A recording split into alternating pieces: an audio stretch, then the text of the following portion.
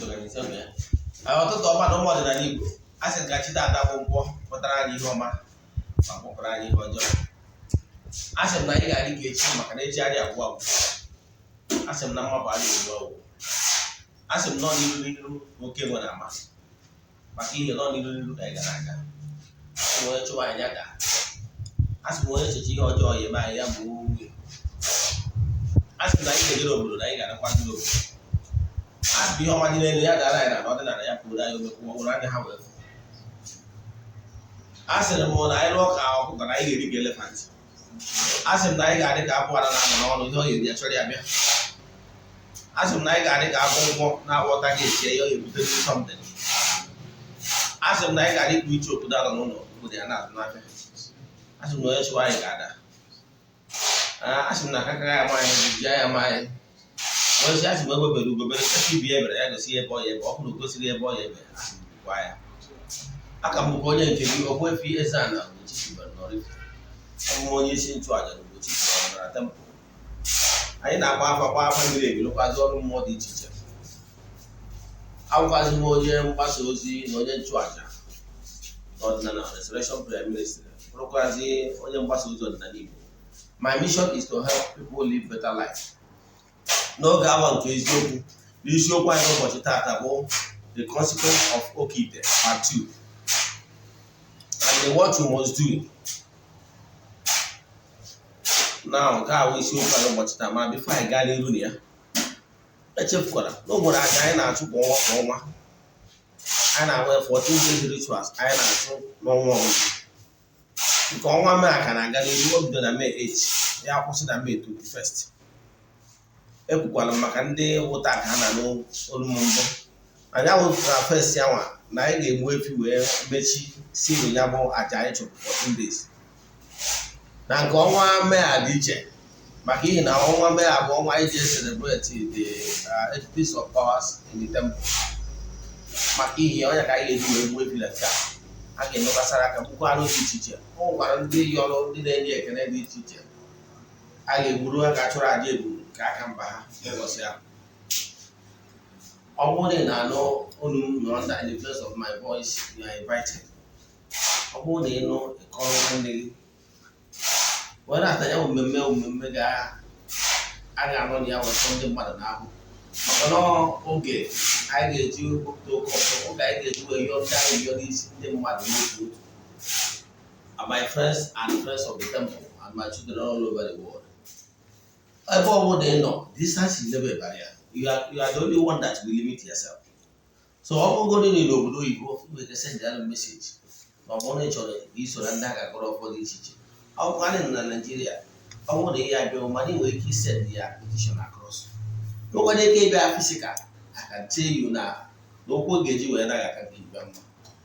Ụbọchị ahụ ịkụzi n'ọta, ịsị na ị nwere ego, ihe mmụọ chọrọ bụ determination and mkpebi. Ekpebie mana ọnọdụ gị adịrọ mma. And I keep saying this now, if you don't like what is happening around you right now, you must make an effort to change things. Because changing things is in your hands. Ọ ya batara akwụkwọ ndokọ ọbịa, Matthew 7:7 na sị, yọọ ị ga-ayọta, chọọ ị ga-achọta, kụọ aka, imesi na ọbụla ga-eme the effort to yourself. Ọ bụrụ ọmada mana amadazi again. So ọ bụrụ na ị nọ na-eche ka ihe niile daala gị n'aka ịmada ịghọtara how things work. So ihe mere n'okwu na chọrọ tinye etu a mara ị ga make an effort. Ị nwere ego abụrụ problem. Ọ bụrụ na ị nwere ego mana ị nwere ike ịgota full scrap sheet dee ya depụ ya emesi. Otu ya na Ugochi tụrụ na temple nwa onye anaghị ego ka o so na ndị a ga-edebe n'ihu ọta mgbe a ga-achụ aja ndị a. You are free to come on to that 21st. Ebe ọ were ya petition ya. Ịbịa ije n'ebe ọta debe the petition. Oge a ga-eji kwubi okwu n'isi mkpa ndị mmadụ wee chụọ aja. Oge a ga-abụ ndị ozi aja nwa ya na ekwubi okwu. Onye iduru ego nwa esi nweta ego. So ọ bụrụ na ọnwụnwa decided not to take the opportunity of mere onwe gị. N'ụwa ụlọ onye mere ibi ya, whatever you are passing through today is as a result of your ignorance. And will be around Hosea 4:6. My people are suffering because of lack of knowledge, ignorance, and lack of vision. So only the clueless believe in beyond one moment. And what so one you are here on earth. Then when one of you is we key in, maybe it's whatever, wait to level on your order. Don't blame your uncle, don't blame all your witches and wizards.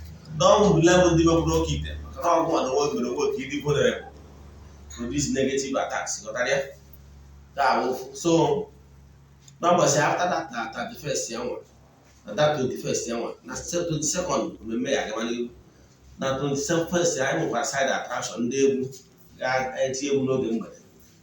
I bet at 22nd, I will live band. I will want more with each teacher, they are one outside attractions. So, you know, was here, one for both 21st and 22nd, remember that. I will where you see a stand, you know, any common game, my dad. So come with your friends and relatives. You are all invited. Now, this show why I back the consequence of Okeite part 2.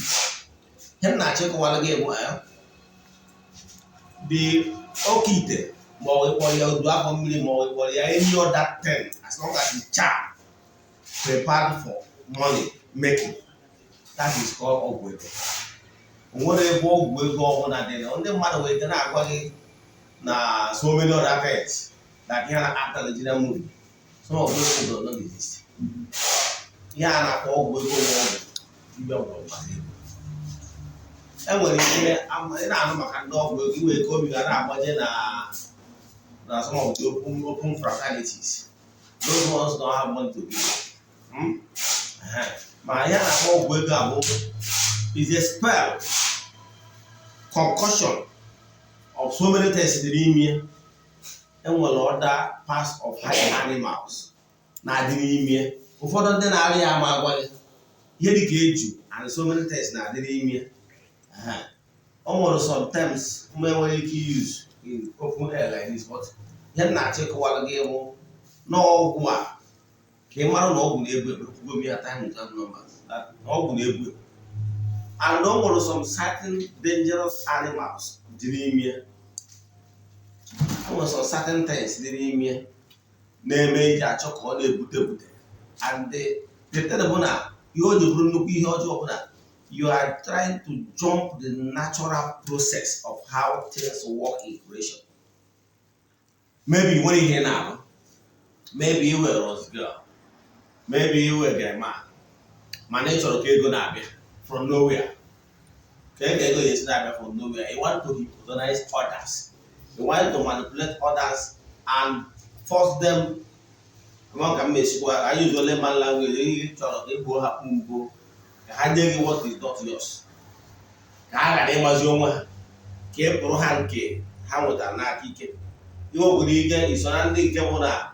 No, near as why it be a mother credit. On our Brazilian. No way the surrounding group again will stages. No way the surrounding Nabo, they did the mother. And the way he came on once they cross you, you are gone. But I go a man in Goya, you know, about Safia. And what I'm looking one. Once you cross it with a lady, once you cross that particular man, your womb is gone. Here in the Basalo game, Makana, you tabuna. Now, all the googie, all among Kamis, or Megogi, or the go short, among Kamis, or Marian National Bound. And one of other classes, how is lady. And one didn't ATM so many things. I told you the below keep. Have one day when they get that again, got on the phone, they are broken. Why don't you keep it up with you? And I go, I go rule a million, no, bro. Oh, you are another less than 1 million that I'm looking to go. You all look as if you fear.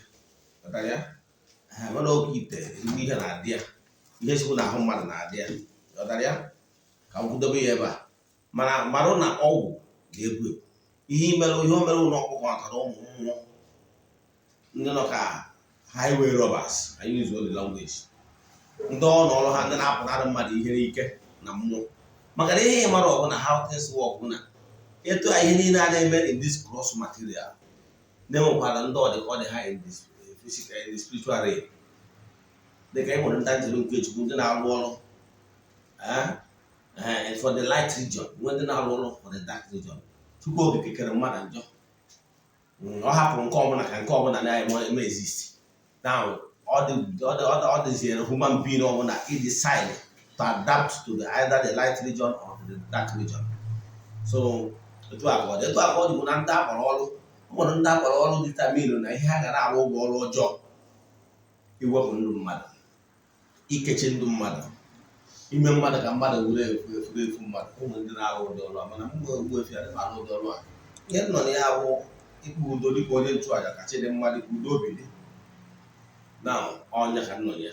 So etu a ka o nwere mana ọ bụrụ na ịbụ onye na-abịa sọra ndụ onwe gị na-achọsi ihe ọjọọ ị ga-eme mmadụ, na-achọ onye ọya bụ gị na-emekọ ihe ịgbana ka ya ekpobe ọ bụrụ ndị Nsụka. Now, ọ bụrụ na ihe pụtara na you are drawing negative energy because you want to pin other people down in order to climb. Having assembled all those negative beings around you, iji mmadụ na mmadụ ijikwa onwe gị maka what goes around will come around. Those beings are surrounded with evil thoughts. They will always go out there and bring evil things. You're not here to Lord and hear about it. So if you don't like what is happening to you, begin today to sow good seeds and begin to align yourself with beings from the light region so that the benevolent spirits will always be around you. And how can you tell me this? Look at here. All you have here was later. So no, you don't like what is happening around you and you want to change things. How to change things positively? One, your inner attitude must change. You must have this positive mindset. For me, I believe that the air is too large to accommodate all of us. Don't try to put somebody down. The truth of the matter is you can ask your uncle Merigi, Monara Lord go Merigi, Moroja Merigi. This is Bona from the spiritual realm, Moroja Meribia. Manare Baratara out of your own ignorance. Example. Neto ọnọdụ si wee dị na mbarata na daị baya taa. You were poor out of your own ignorance and n'uche ha adịrị n'ihe a na-eme. I wee na-eji ije abalị. Let's say pụta n'ọpụ iwe ka ma pụta n'obi elegba were ya phone carelessly na-eme call na open menu na-aga maybe around 10-11. Another phone ka onye mere ibie. Ọ bụrụ ọgwụ mere onwe gị imere onwe gị because na imere ihe kwesịrị ime. You consider conscious of your environment. So ọ bụrụ na gị nwa bụ onye na-enye ya anya video now, amụrụ na ị ga-align onwe gị with your entities of powers, mee udo, align yourself with your chi, ezumezu and the rest of the ka ị nwee spiritual backbone, ka ị nwee mmụọ na-akwụsịrị na-eburu ya agha, ka ị wee kwuru ka nwoke si akwụ. Ma na imere ihe ndị a, ọ azụbụrụ onwe ya tinye n'ọnụ aga iyi onye gwa ya ihe mere ndị a. Ọgwụ mere onwe gị dịgo repụ to every attack and you want to hear na back again. So I don't onye riri all because of ignorance. Because all the ignorance my for that victim. So as you know how things work today, trying to go to Okeite is in achievement ke cut all corners. It's your shortcut. It's all you follow the natural things how things work. It's all you dey in a corner. Oh, you know the every ndị ha na-akpọ ha bụ ndị nọ na fast lane. The spiritual terminology anyị na-eji identify ndị na-eme Okeite na ndị ọzọ nwere ndị ọzọ kwanụkwa na fast lane na-akpọ ha ndị na fast lane. Ha chọrọ ọsịsọ. So mana ọ bụrụ na enwere uche chọọ ịdị ndụ ka nka etu ndị gboo mere then ịma na aka n'Okeite. Ana m agwa ndị mmadụ ụfọdụ ndị mmadụ asị na mgbe ihe na-eme na ngwurube nna asị na onwe ihe mere na ngwurube nna gị. Ihe mere na ngwurube nna gị bụ n'igbo onye riri eri as a child, as the heir apparent, as somebody ga-eme inherit your father's wealth. Nwere ike ịgba ama the cause of your father's land, at least ihe ogodoro ebe ahụ asị n'ebe awụ oya listen is wealth. Maka ịdara n'elu somebody gave you that identity. You have a surname. Now, for the fact that he inherited that your father, that Anobigawa is enough. It's a big word. Now, for that reason, the agreement your forefathers were with entities of powers, are you fulfilling it? Nwere ike agreement dị na nna nna gị nwere with ụmụ mmụọ dị iche na-eme. So therefore, ebe ọ bụ na ị keep the agreement, you don't have any longer standing benefit from the work. Ọmọ mbọsị nwe gbole chọrọ ọwa sị ọ bụrụ ịbụ nwa the richest man in the whole West Africa, ala ajịja Dangote. Ọnwụ na obi si akụrụ ya nnọọ ka nọ bicha nọ ndị apasị ọ. Ekwuzie n'ọgwụ ọnwụ ya kwesịghị ime inherit his work and conglomerate merits. Now, and you refuse to abide with the agreement he had with his partners, associates, and that. Sorry. What do you think that will happen to you? Believe in me, after a series of warning letters, to draw your attention, he abide by the agreement he has with all the entities or partners or associates. Only very after some warning, you will face strong litigation, legal suit against you for not maintaining the agreement signed with your father, whom he inherited the equity, the investment. Then after that one, you go broke because those banks will make sure that now bank and they will do that case. That will really have and I said, one time rich man. It was what I had. He told it, bro, you don't want to come here. It said, Kero guy, he had a man who do be which more is the money heaven. Now, Okeite in the 18th century, especially 1885, and the Portuguese won the boat of the early 18th centuries. They didn't penetrate Igbo hinterland. They did not penetrate. Because they were rejected. They went back and they planned again. And now, this time they push in the English people. Anglican people push on as I crowder. Then more like half African, half British. Now they kindly push Shanahan. Those are the people that brought the again on the church, the Holy Trinity. Everybody about Shanahan Hall. It was one of the first bishop penetrated the hinterland. Kenyan, they went to drawing board. Madison that the only thing I get you penetrate to I in distort our moral. You have me. I guess you know, you want them, but they don't know more. I'm not case I go case here. Now, why sending our parents? Or it sounds nice, right? Or sounds very nice. I want to be here to our Rosian CRK. That inclusion do copy our we image school curriculum. And when I want that with us CRK, the education I'm in India, they produce phone. I want to use that. And when you have a son CRK, other great nations, even South Korea, I told you, even American, I told you, and we have about CRK. So don't think that CRK is part of their knowledge. So education has nothing to do with religion. They embedded it together in order to deceive us. The same Britain now, they are Russia, Nabaya. How colonized in China? How colonized by India? But those two countries said, go to hell with your religion. They colonized them, but they said anything pasado.com on me. And they respected it. My name is Bindi. I swallow everything, especially indeed. Every race, also indeed women invest in that almost 95%. You know, but almost half of them are Muslims. Something we do not. So here I check one. Not because of our that we have the heart where but our hospitals. Now what is the age? Ghana treatment, Maka Weber, Makukum. All but the early missionaries, the Methodists, the Catholics, and the Anglicans. They build hospitals and schools. The plan is strategy. Also, the Apollo Gianapa, a brother Anglican, Anglican Prayer Association, Kali, build from Brooklyn. Kakunya Gopura, get Apollo, Murokafana. I want daily rimba. Eza mgbe anyị na-ebu anyị na-eje brọkụza 15 players ndị otu sentie.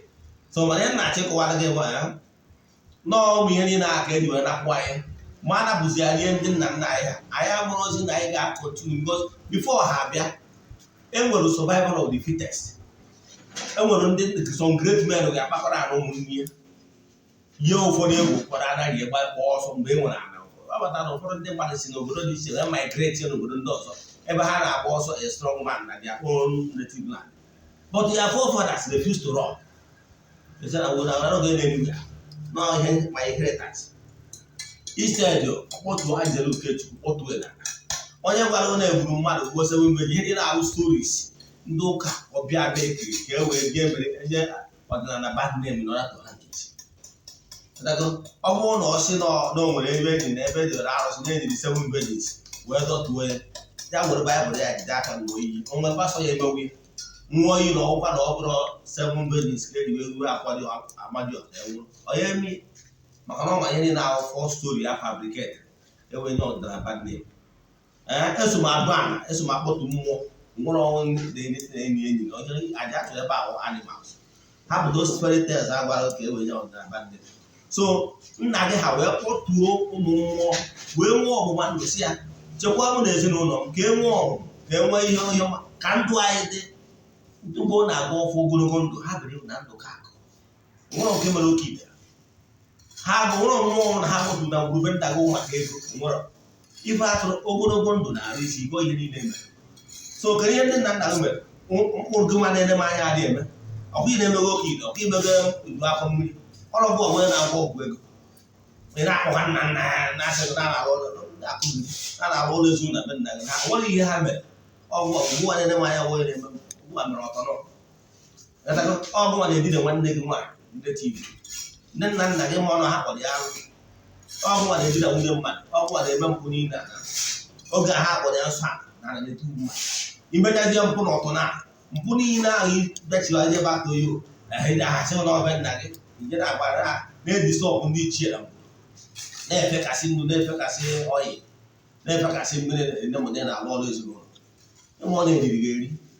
So na-achịkwara what if you don't like what is happening to you right now ị ga-egosigodo chigharịa ma chigharịkwa that is all those ihe na you must repent and come back.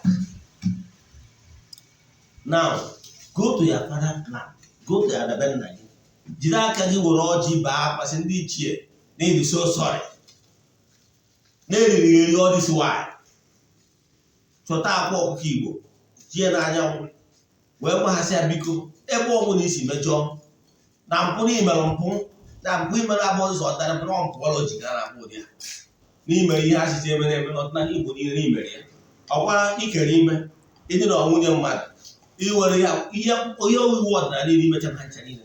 So ịkpọrọ n'afa na kweta na ọchị n'aka ịkpọrọ mmadụ afa imechi iwere afa si abịa n'ime tọkpọrọ ịnwụ si na nwata aka nwatakịrị nara akụ ya niile wee were akwa si ha iwu ọbụla ha na-eweru ya banye na akwa ihe ndị agwa owe ihe ị ga-eme hapụ Okeite na Okeite wụ jos ọ bụrụ na maka na ọgụ mmadụ kpọrọ mpa na ọkọchị ka ọ na-ata n'obi mmiri ịgbacha anaba ndebe nsogbu ite ahụ ịdọbara wee jee ihe na-emerube erie eri danwụrụ kedu onye ga-emente n'ite ndị a eme ọ na-emechakwa ọdọ a na-ezinụlọ gị. So onye na-agwa gị bụ iwere akwa isi ara igwe gị na-ewere ha wụ nabanye n'ala iji akwa na-eze ha iwe iwere okwutu kpọpụ nyewa akwa chụọ n'ofu akụ ahụ ebe nna gị debe si a ka mmiri akwa na-ebunye n'ala ka iwe a ka ose ọnwụ na ọgwụ anwe mgbu mana imekwana ya na ọ bụrụ na ngwurube nna gị na-eme ise ndị enwere ike isi gị na-agwọ ọgwụ ibughe ada iwelu akwa were akwa tiwakwa mmiri akwa kemgbe iyedebe n'elu na nke ịbụ ahụ na itiwa mmiri akwa iwunye n'ime na anụ obere ana Igbo iwelu mmanụ Igbo wunye na ana dan were nnu tinye n'ime wee sị na nọ iji ya eme anakana jụọ oyi iwe ọbụla a na-enwe na ngwuru a ma ọ bụ ihe ọbụla bụ negative energy ọbụla na arise ma ọ bụ ọgwụ ọbụla gwara onye ka ị na-emebita imecha ebuchie nakwa nke ga-adị n'elu ala bụ nke ahụ etufuru akụ udu ntu debe jide nwa ya abụrụ n'ime a imesịa ya iwere ọjị kpọrọ ha ọjị yọọ ha biko doo n'ime jogo ha biko ha gbaala iwere ọjị awa tụọ ebe ihe edebe maka ya ji asụ tụọ ebe ihe edebe maka na ama n'ọtụ n'egwu na enwere ihe a na-akpa anagụ onwe ihe a na-akpọ okwu ana nna nwe ụlọ na-eji nnekwu n'anya wee kpọtuo dọta etu a bụ okonkwo na ọmụta adanwụ na nwa okonkwo nwa ebe etu a na-adọ ananwụ ebe nna na bido taa na ihe ọma gaja ebe ebe ahụ okwu a na-enwere ihe ọfụ ananwụ mgbe ọnwụ na ọ chọrọ ikwu okwu were ọfụ edebe n'ebe ọ dọrọ ananwụ a na-akpọ okwu a mana ama na ndị mmadụ edewachakwa ka nwa dị edekwa ndị ma ọzọ edekwa so ọ bụrụ na enwerozie ma ọ bụ na ị nwere ekpọrọ dị ọbara sorry maka ọnwe famịlị ọya ahụ ị na-enwe na ya asị ịkwụkwọ ọgụ so ọ bụrụ na ị nọ n'ụdị ọnọdụ dị etu a onye abụ na ihe dị sabichi sọpụ dibịa ịghọtara ya onye abụ na ya bụrụ onye bụ ọrụ mana ọ bụrụ na igbe wuri ya agwara m ụnụ na 70% of your spiritual work can be done yourself especially when they must go the first alignment. Subsequent maintenance, you can do it. But I was not in all Oyibo, or in Obodo Oyibo, or in the environment area, maybe. On your wooden try, on your hiding on. I didn't know, but I got a quiet. Okay, if you have a joke, I catch you on the other. But only we can be now. Imesianka. Ihe ga-emezu inweta ego mana inwere ego a na-agwa ndị mmadụ ego abụọ bara ya ọ bụrụ na ị nwere ego ihe ị ga-eme bido gọwa ọfụ asịsị gọwa ọfụ 21 days otu ihe esi wee mee nke mbụ ọnwa mgbe ọbụla gị na nwaanyị ọbụla mekọtara after sex were ose ọjị were nọ wunye na mmiri ji asa ahụ were pinch of salt obere nnu tinye ya fọm obere nne na-awụchapụ otu mmụọ otu mmadụ ndị ọrụ akwụ ọbụla ka ofu kebụa ịbata na rumu ebe ị nọ maka ihi ụra n'ụchụ imetara onwe gị gbara mmadụ afọ bụrụ ya access on the responsible bodies ịba na be gị nwere kọbụ ebe ọ bụrụ na ị nwere akwụkwọ obibi chọọ nke nwere aka na 5 mana ọ bụrụ na ị nweta were ya maka na ibi na mba chọọ ofu azịza ebrum were ose ọjị jụcha ya maka o nwere ka ọ bụrụ anyị zi yuzugo bifọ zụtapụ ụchụ na ya tufuo were anyị anwa si ụmụ mmụọ na n'ụtụ ọbụla na ọrụ akwụ ọbụla dị na ruma n'ọta ka ị na-ewepịa ha na-apụ ilo were eme ka ị na-azapụ cobwebs face towards the door ndị na-azapụ n'ilo imechaa iwetukwa aka asị ibu ndị na-aza dị ruma ndị na-azapụ ọrụ akwụ mmụọ ọrụ akwụ mmadụ ụchụ mmadụ zapụ ilo na bido taa na ihe nwe ọzọ efetu n'ebe ị nọ iweta ose ọjị mkpụrụ ịnọ weta n'ụzọ ọnụ kpụọ n'ụzọ ọjị a na-eji ji fere kwuo na ụchụ mmụọ na ụchụ mmadụ abụghị maka kwubie ihe ị chọrọ ka ọ na-eme ije wụsa na 4 corner of your room ihe ọ pụtara na 4 corner of your room ga-adị 16 4 each and 4 ahụ ihe ekwu okwu a n'isi ọbụla ọ bụrụ na igbo na awa rum mara ihe eme na all the ages imesịa chọọ pitch of dog salt nnu ụsasịa those 4 corners just obere obere then ọ bụrụ na imesịa etu a then you cleanse go your house then ihe ga na-emezi ewu echefukwa na mgbe ọnwụ na ị nwere mmekọ ezigbo ihe ị ga-eme then nke ọzọzi ewu ijesi abata make sure na ịbata before ị na-akpụ ụra ọ bụrụ na ị nwere ncha eji asa ụchụ ị na-eyuzu ọdịnala nwa agụmawụ ya day in day out mana ọ bụrụ na ị nwere ya ị nwekwara ike iji ose ọjị tinye na mmiri ji asa ha ime ka ihe regular ị na-eyuzu ma igolo anyị nwere ọda spiritual bathing water eji asa ahụ a na-eme instrument so ọ bụrụ na ị nwere ụmụ ihe ndị ya atụnye na ndị wee saa ahụ then mmadụ ihe ị ga-eme bụ meditation na adịka ọzọ nwunye na-asa ahụ na-ekwu okwu maka na okwu ikwuru ka mmụọ na-anụ tata na mmiri ihe na-awụ na ahụ let it bring cleansing ka ị na-asa ahụ na ị na-asachapụ ụchụ mmụọ kwa ihe ekwuru ka mmụọ na-anụ then ihe a ka ị ga na-eme then imesịa ya create a time mgbe gị na mmụọ ji akpa nkata ekwuru ya for 21 days ihe ị ga-eme bụ weta fuska dee letterhead dee date ị na-ebido and date ọ ga-eme la 21 days chọọ ego 100 naira 200 naira kọọ na ị chọrọ inyu 50 naira before come na chọrọ ibu mention tinye n'ime akwụkwọ fold idego ya triple ya request tinye na wallet gị ọ bụrụ na ị nwere altar debe na ya altar after 21 days ị ga-enwe particular time isi ejikọrọ na mmiri abụọ at the end of that 21 days wepụta ego adị n'ime ego ahụ ahụ maka ndị ahịa real beggars 4 of them ka ị ga-ekiri gawa then that akwụkwọ ahụ idere ya application were tinye na stainless plate budi ọkụ onwụsịa smoke ga na akwụkwọ onwụsịa fụrụ ọchapụ ya akpụzi na chapụ ihe ndị a bụ ihe ị ga na-eme ọ bụrụ na ịdị serious mee ihe a ngwara ihe start seeing changes and after that you repeat don't get tired na ihe ntị na-atọ ọkụ na ọgwụ na ntị ama ezu ike we are living in a challenging world ebe ọ ga-abụ enwe survival of the fittest na line ebe na-azụ ahịa ndị na-achọ ihe na-achọ oburu ibu so ihe akọ nwoke na nwoke si akwụ ike adịna ya adịna lazy inweta ya so ihe ndị akọ ya imechaa ịkwụrụ ka nwoke si akwụ ya bụ onye kwa anyị gwagwara ya onye sị na ọgwụ ọgwụ ahụ tinye aka na mtịgbagbu aja so ọ bụrụ na necha vidio a ihe ndị a ka ị kwesịrị ide eme ha bụ oke ite na ọbụrụ ndụ ndị necha vidio na-echọrọ ide nene nkụzi anyị na-akụzi na YouTube ụbọchị chọọ Ogbuefi EZE-ANA Ugochi na YouTube chọọ na Facebook chọọ anyị Ugochi oraifite ịchọọ ka anyị gbara ya afọ mmiri emi maọbụ ọrụ mmụọ maọbụ ihe ọbụla ajụjụ ị nwere chọọ na WhatsApp 08057837672 ya gaziere ndị necha vidio tụsara ya ndị ya nọ na ndị ya gaziere